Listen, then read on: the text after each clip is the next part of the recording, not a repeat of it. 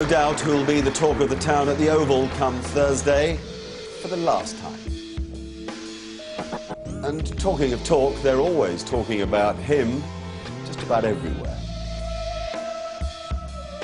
Joining the fielder of all fielders today is the wicketkeeper of all wicketkeepers. Now, for a good part of the last test in Yorkshire, this maturing head provided most of the wisdom. And much of the rest of it came from him, the embodiment of cricket's new breed.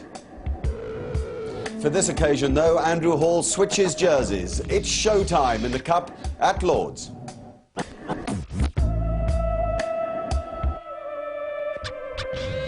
Fit at 40. Jack Russell runs out from the old pavilion for the umpteenth time at Lord's in a cup final. Gloucestershire have chosen to field first, and fielding well immediately they were, embodied by Jonty Rhodes, who's there, of course, for the first time. Look at that. Players from New Zealand, Australia and South Africa.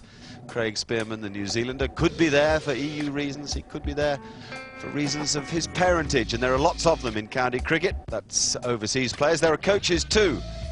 John Bracewell on the right, a picture from New Zealand. Tom Moody from Australia on the left of picture. At the Worcestershire side, Andrew Hall from South Africa plays. Matt Mason, Australian-born. Nanty Haywood, the second overseas player from South Africa.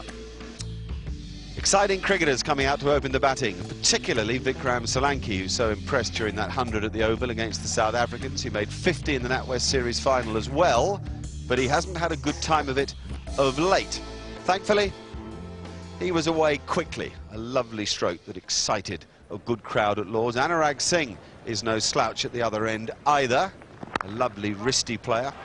Worcester off to a flyer. 31 for no wicket from the first 7 overs. What I think we've seen so far, that the conditions are pretty good for batting.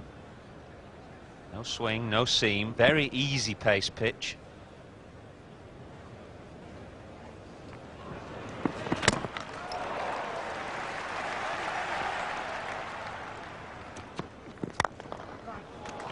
That's a beauty. Lovely timing, good placement, the footwork, as you'll see, wasn't half bad either.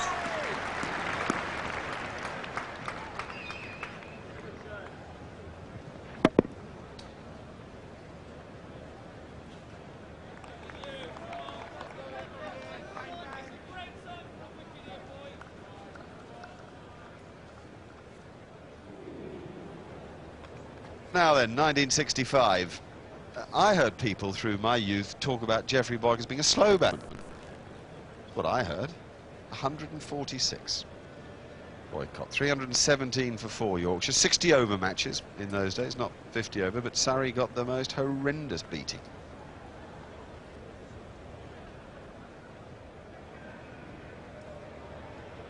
It looked as if it might have just curved a little bit.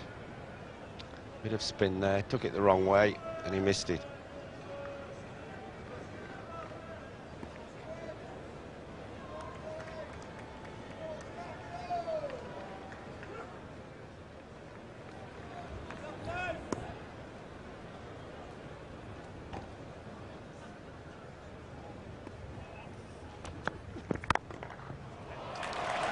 Fetch that. 54 for no wicket now.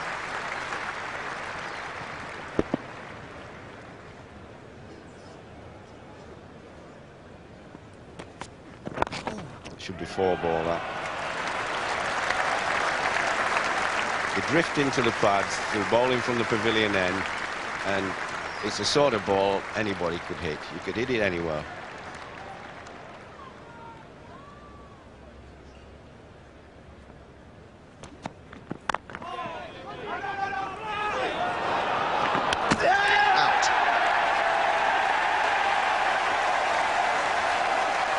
Worth keeping an eye on Jonty Rhodes through the whole of this replay. Vikram Solanki's chance of a big score is gone. He had 40 to his name, but Rhodes was calmness and presence of mind personified.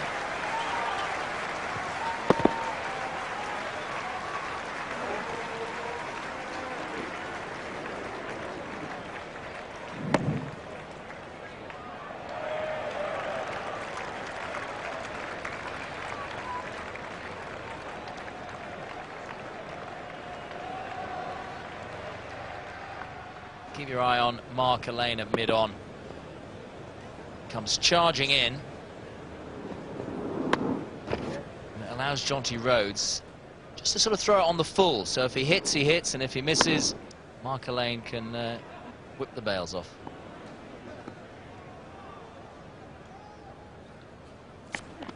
Catch it!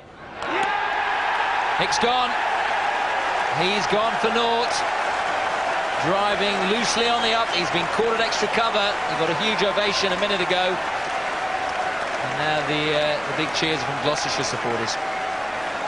Huge wicket. Really big wicket, because a real element of class has been taken out of the game by Ian Harvey and Matt Windows. Very loose shot from Graham Hick. He'll get in the dressing room and he'll kick himself on a big occasion. He's a big match player, and today he's been a big failure. On the back of that crucial wickets, we'll bring you three components that prove why Gloucestershire are again a well-oiled one-day machine this summer. Fielding, led of course by Jonty Rhodes, and the others aren't half bad either. I've never seen anybody cover 2 or 3 yards, I should say, either side of him in the way that Rhodes is able to do. Look at the part Mark Lane plays, thinking, awareness. He comes in from mid-on to do the damage. Then there's the variety and what on the surface appears to be ordinary bowling. Great skills in slower balls and all sorts delivered by Ian Harvey and others. And of course there's humour. Not much point if you don't enjoy your cricket. And even the coach is enjoying this.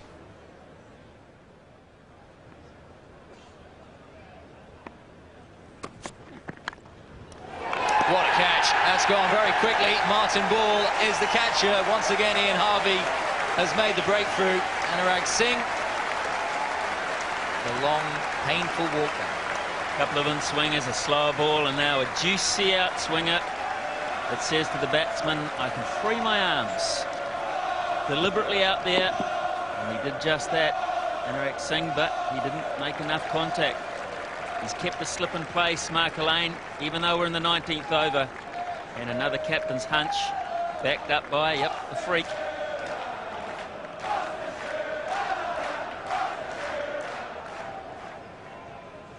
Well, now they can really do what they do best, and that's close in. Play the old strangling game. They're so good at it.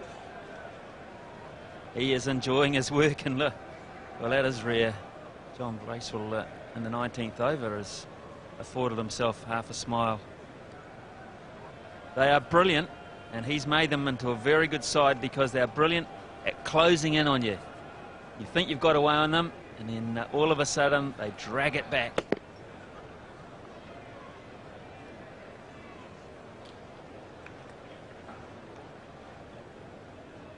Maybe it's he likes playing on Channel 4, because every time he's been on Channel 4 this summer, he's been an absolute star.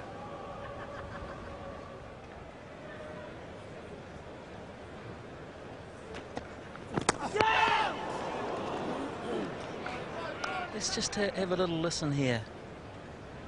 Certainly the reaction of Mark Lane. There was a noise.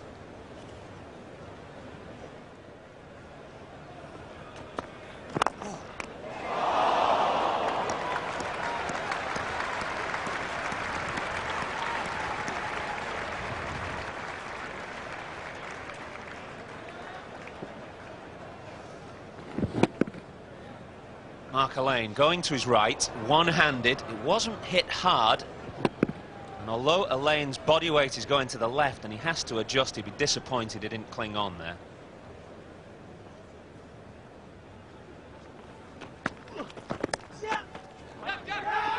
Trouble here.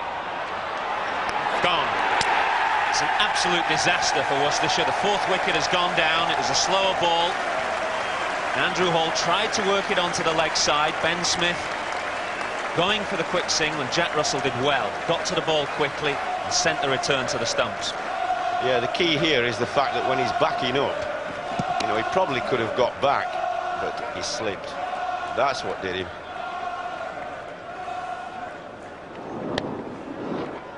But it was very coolness indeed by the wicketkeeper, Jack Russell's ball.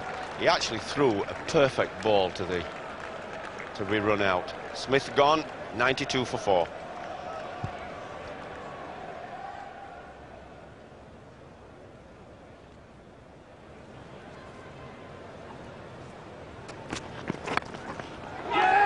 Has it carried? I think it has.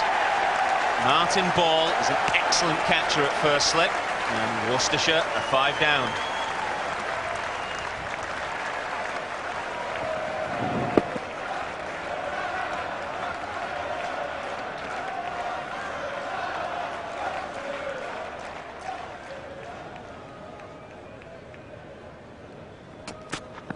That must be close. Gone!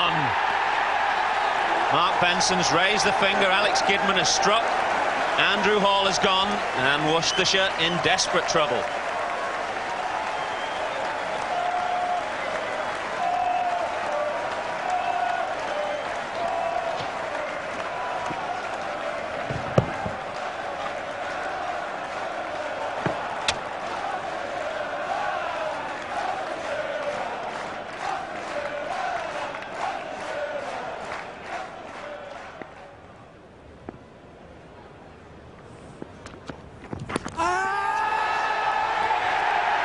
Jack Hampshire raises the finger, and the bowling change has worked again for Mark Alleyne.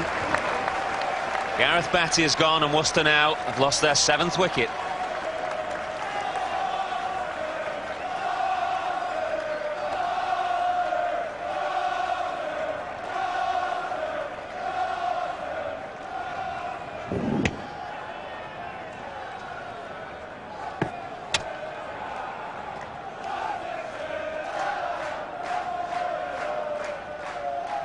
At least the Yorkshire-born Gareth Batty had shown a bit of Yorkshire grit and gumption with that strike over long off. Lovely use of the feet. There was a real problem for the Yorkshire-born Stephen Rhodes, though. He pulled an intercostal muscle. I think that he did it initially when he went for a quick single, diving to make his ground, and then with that stroke through the covers, it all meant that he was immobilised. A runner, his captain Ben Smith, came on, but not for long, because Martin Ball hung on at slip for the 3rd time. As Michael Atherton said, Martin Ball really is an excellent slip catcher. Matt Mason was stumped by, yep, you got it, Jack Russell. He had plenty of time there, as he always seems to have, and Jonty enjoyed it as much as the many Gloucestershire supporters in the ground. Nanty Haywood was the last to go, proving that whatever goes up must come down. So there you have it. Plenty of batsmen committing Harry Carey, plenty of happiness from Gloucestershire's coaching staff. Not enough lines above the 5 runs per over mark, but lots of wickets falling. 149 all out Worcestershire in no time. Oh dear.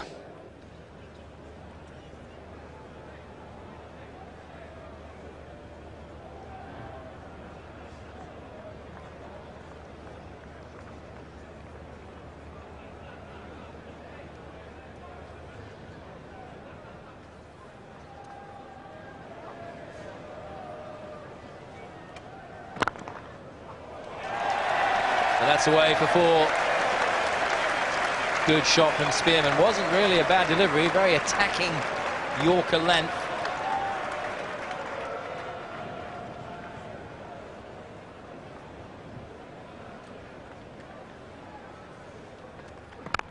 Well, that wasn't a particularly good delivery from Hayward. Full toss outside off stump, just asking to be belted, and that's precisely what happened to him.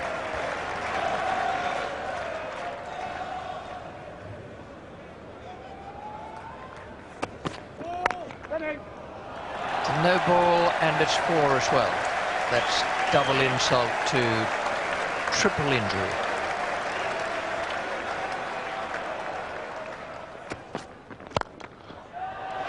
Well, he's got a habit of doing this. Doesn't muck around, and he's making quite a name for himself. The New Zealand coach John Bracewell has had a big hand in continuing Spearman's improvement.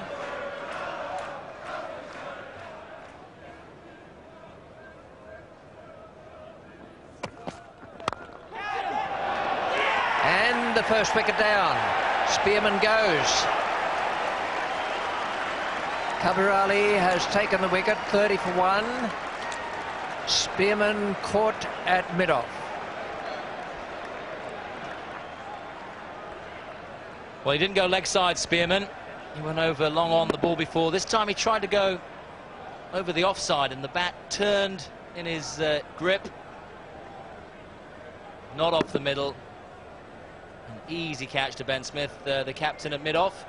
And Spearman's gone for 10. Big disappointment for him on a big day out at Lord's.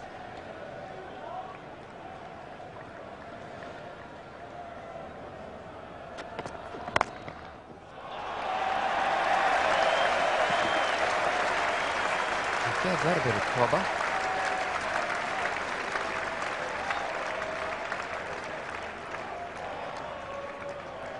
Fetch that, says Philip Weston, former Worcestershire opening batsman, now batting for Gloucester.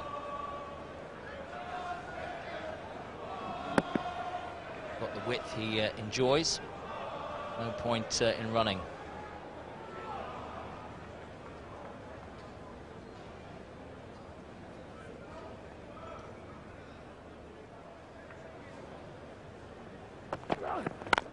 Oh, he's going to welly them all day. I mean, that's you could hit that with a stick of rhubarb, couldn't you? I mean, it's right in the slot, width, full length, and they've got 4 in the covers. And it wouldn't matter if they had 6 or 7. He's given that really the whole lot, hasn't he? Just thrown the bat at it. Look.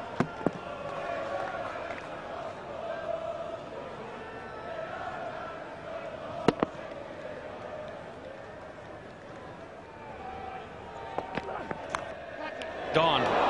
Down. Should have been gone. Andrew Hall, maybe the bubbles burst.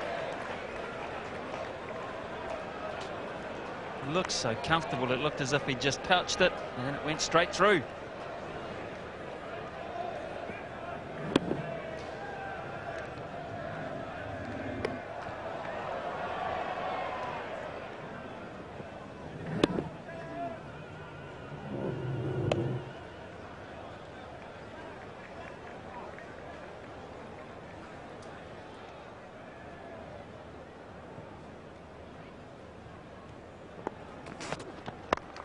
High in the air now. Where will this land? Will it land safely? It's Gloucestershire's day, it seems. And they get 2.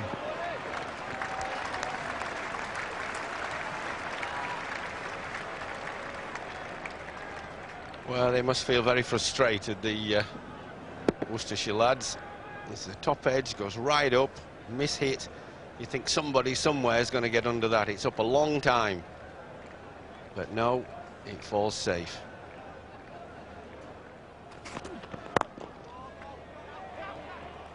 And that's beaten mid-off. Superb timing. I think that'll race up the hill and into the fence for 4. It does. Lovely shot.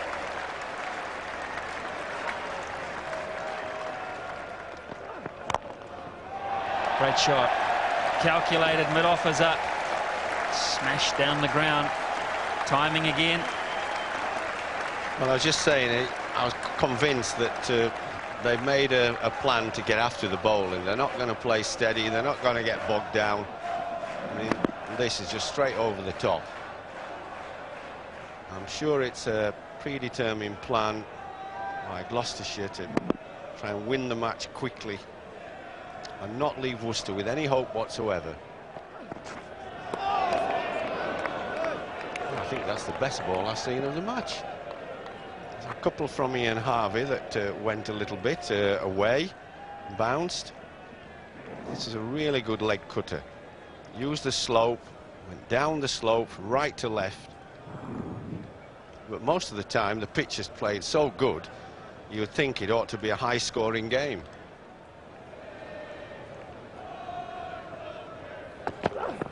Look, that's how good the pitch is. It's just hit through the line. That's not such a bad length ball, but it's a little bit of width. And he's just smashed it over mid-off.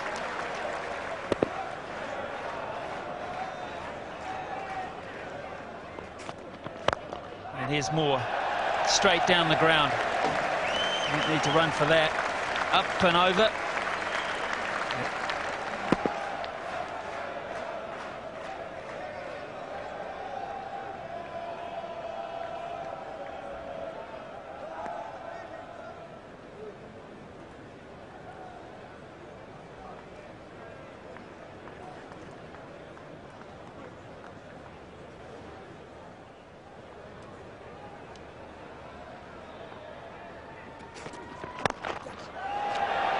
Again, nowhere timing for perfection on this occasion, but it will race up the hill.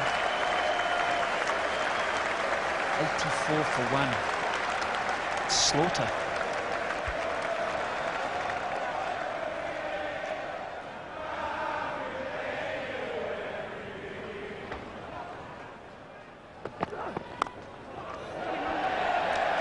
That's 4 again.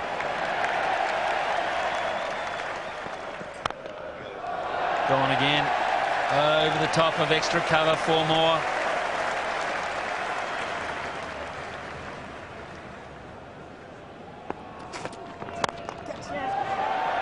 Just wide. But 4 more. And 100 up in just the 13th over.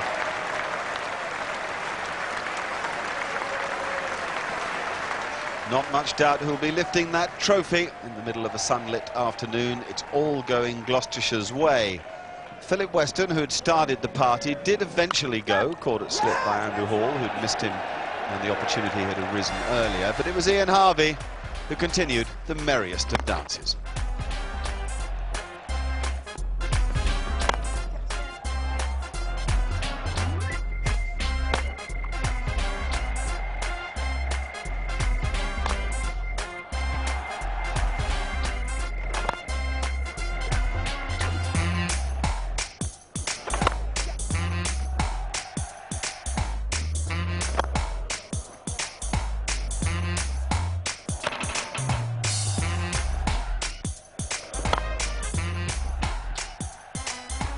In the face of that display by Ian Harvey, Tom Moody, the coach of Worcestershire, reckons he must keep his glasses on and slip away quietly. Extravagance suffered eventually in the search of further entertainment when Harvey was out. We thought caught, but he was adjudged stumped. And the crowd was sorry that he went. He'd taken 20 off 1 over from Gareth Batty, who got him in the end. Alex Gidman played a couple of nice strokes. Gifted player who's in the minds of the selectors. Lovely straight drive to go with the 2 wickets he took earlier. The winning runs didn't come where he wanted them to. It was an outside edge. It went through extra cover. They picked up a couple and the job was done.